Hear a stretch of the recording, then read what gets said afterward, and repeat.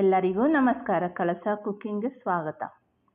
ಈ ದಿನ ನಾವು ಸಿಂಪಲ್ ಆಗಿ ಮಕ್ಕಳ ಲಂಚ್ ಬಾಕ್ಸ್ಗೆ ಚಪಾತಿ ಪೂರಿ ಜೊತೆಗೆ ಒಂದು ಸಿಂಪಲ್ ಗ್ರೇವಿ ಮಾಡೋದು ನೋಡೋಣ.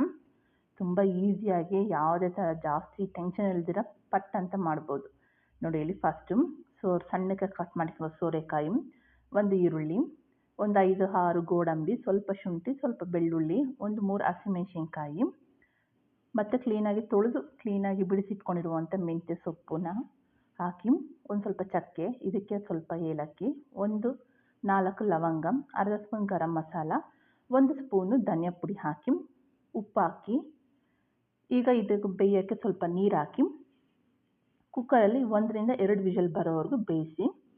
ಇದು ತುಂಬ ಸುಲಭವಾಗಿ ಆಗೋಗುತ್ತೆ. ಈಗ ನೋಡಿ, ಕುಕ್ಕರ್ನ ವಿಷಿಲ್ ಹಾಕಿ 2 ವಿಷಲ್ ಬಂದಿದೆ. ಈಗ ಇದನ್ನು ಓಪನ್ ಮಾಡಿ ನೋಡೋಣ. ನೋಡಿ, ಕ್ಲೀನಾಗಿ ಇದು ಚೆನ್ನಾಗಿ ಬೆಂದಿದೆ. ಈಗ ಇದನ್ನು ನಾವನ್ನ ಕ್ಲೀನಾಗಿ ಪ್ಯೂರಿ ಮಾಡ್ಕೊಳ್ಳೋಣ. ಕ್ಲೀನಾಗಿ ಮಿಕ್ಸಿಯಲ್ಲಿ ಹಾಕಿ ರುಬ್ಕೊಳ್ಳಿ. ಕ್ಲೀನಾಗಿ ರುಬ್ಕೊಂಡ್ಮೇಲೆ ಪಕ್ಕಕ್ಕೆ ಇಟ್ಕೊಳ್ಳಿ. ಇವಾಗ ಒಂದು ಪಾತ್ರೆ ಇಟ್ಟು ಅದಕ್ಕೆ ಸ್ವಲ್ಪ ಎಣ್ಣೆ, 1 ಸ್ಪೂನಷ್ಟು ಎಣ್ಣೆ, ನೀವು ಬೇಕಾದ್ರೆ ಇಲ್ಲಿ ತುಪ್ಪನ ಹಾಕ್ಬೋದು ಅಥವಾ ಬಟರ್ ಹಾಕ್ಕೋಬೋದು, ಒಂದು ಸ್ವಲ್ಪ ಜೀರಿಗೆ, 2 ಪಲಾವ್ ಎಲೆ ಹಾಕಿ. ಈಗ ಇದಕ್ಕೆ ನಾವು ಕಟ್ ಮಾಡಿ ಇಟ್ಕೊಂಡಿರುವಂಥ ಪನ್ನೀರ್ ಕ್ಯೂಬ್ಸ್ನ, ಒಂದು ಅರ್ಧ kg ಪನ್ನೀರ್ ಕ್ಯೂಬ್ಸ್ನ ಆ್ಯಡ್ ಮಾಡಿ, ಸ್ವಲ್ಪ ಉಪ್ಪು ಮತ್ತು ಇದಕ್ಕೆ 1 ನಿಮಿಷ ಹಂಗೆ ಕೈ ಆಡಿಸಿದ ಮೇಲೆ ಚಿಲ್ಲಿ ಪೌಡರ್ ಹಾಕಿ, ಸ್ವಲ್ಪ ಕ್ಲೀನಾಗಿ ಪನ್ನೀರನ್ನ ಎಣ್ಣೆಯಲ್ಲೇ ಫ್ರೈ ಮಾಡಿ, ಸ್ವಲ್ಪ ಗೋಲ್ಡನ್ ಬ್ರೌನ್ ಆಗೋವರೆಗೂ ನಿಮಗೆ ಎಷ್ಟು ಬೇಕೋ ಅಷ್ಟು.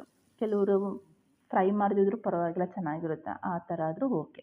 ಈಗ ಅದು ಫ್ರೈ ಆದಮೇಲೆ ಒಂದು ಅರ್ಧ ಕಪ್ಪಷ್ಟು ಮೊಸರನ್ನ ಹಾಕಿ ಒಂದ್ಸಲಿ 1 ನಿಮಿಷ ಅಷ್ಟು ಕುದಿಸಿ ಸಾಕು.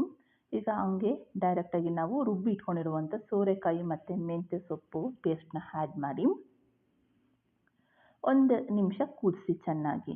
ನೋಡಿ, ಸಿಂಪಲ್ಲಾಗಿ 5ರಿಂದ 10 ನಿಮಿಷದಲ್ಲಿ ಈ ಡಿಶ್ ರೆಡಿ ಆಗೋಗುತ್ತೆ. ತುಂಬ ಮಸಾಲೆ ಓವರ್ ಏನೂ ಇಲ್ದಿರ, ಮತ್ತು ಸೋರೆಕಾಯಿ ಹಾಕಿರೋದು ಮಕ್ಕಳು ಗೊತ್ತಾಗೋದಿಲ್ಲ, ಆರಾಮಾಗಿ ತಿಂತಾರೆ.